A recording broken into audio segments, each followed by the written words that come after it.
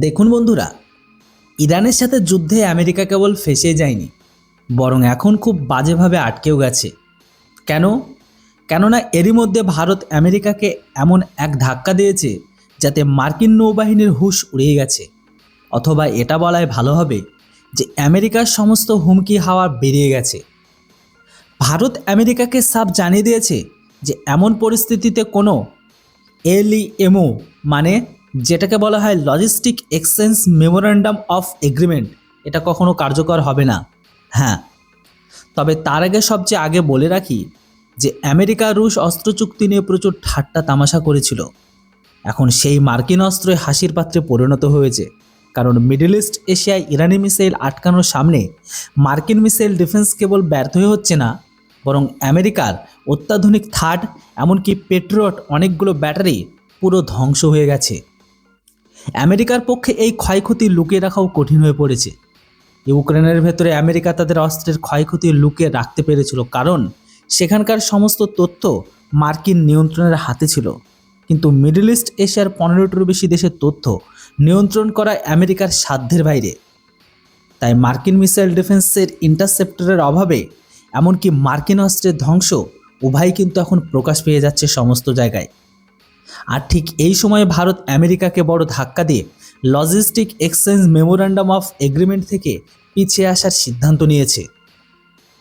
কেননা দেখুন, ভারতের এই সিদ্ধান্ত মার্কিন নৌবাহিনীর জন্য মোটেও ভালো খবর নয়। আপনাদের বলে দিই, 2016 সালে আমেরিকা ও ভারতের মধ্যে এই logistic exchange memorandum of agreement, যেটাকে সংক্ষেপে বলা হয় এলইএমওএ, এই চুক্তি হয়েছিল। আর এই চুক্তির উদ্দেশ্য ছিল একে অপরের সামরিক ঘাঁটিগুলো লজিস্টিক কাজে ব্যবহার করা, যার মধ্যে রয়েছে অস্ত্রশস্ত্রে জ্বালানি ভরা, খুচরা যন্ত্রাংশ সরবরাহ করা, মেরামতের মতো পার্টসকে সাপ্লাই করা বা সাপোর্ট পরিষেবা দেওয়া। কিন্তু এখন খবর পাওয়া যাচ্ছে মিডল ইস্ট এশিয়ায় যেভাবে আমেরিকার সমস্ত সামরিক ঘাঁটিকে ধ্বংস হয়ে গেছে, তাতে সাম্প্রতিক সময়ে মার্কিন সেনাবাহিনীর একজন বিশেষজ্ঞ দাবি করেছিলেন যে মিডল ইস্টে ঘাঁটি হারানোর পর আমেরিকা এখন ভারতের প্রয়োজন হবে। জানা গেছে আমেরিকা এখন তাদের সাথে এলইএমওএ কিন্তু আমেরিকা এখন ভারতের সাথে logistic exchange memorandum of agreement, হ্যাঁ, এর অধীনে আলোচনা করছে, যাতে ইরানের সাথে যুদ্ধের সময় তারা ভারতের মাধ্যমে লজিস্টিক সাপোর্ট পায়। কিন্তু মার্কিন নৌবাহিনীর কর্মকর্তাদের মতে ভারতের পররাষ্ট্র মন্ত্রণালয়ের সূত্রগুলো দাবি করেছে যে ভারত আমেরিকার এমন কোনো অস্ত্রের লজিস্টিক সাপোর্ট, জ্বালানি বা মেরামত সহায়তা দেবে না যা সরাসরি যুদ্ধে লিপ্ত রয়েছে। এমনকি আমেরিকার যেসব যুদ্ধজাহাজ বা ফাইটার জেট ইরানের বিরুদ্ধে সক্রিয়ভাবে যুদ্ধে অংশ নিচ্ছে, তাদের কোনো প্রকার সাহায্য করতে ভারত বাধ্য নয়।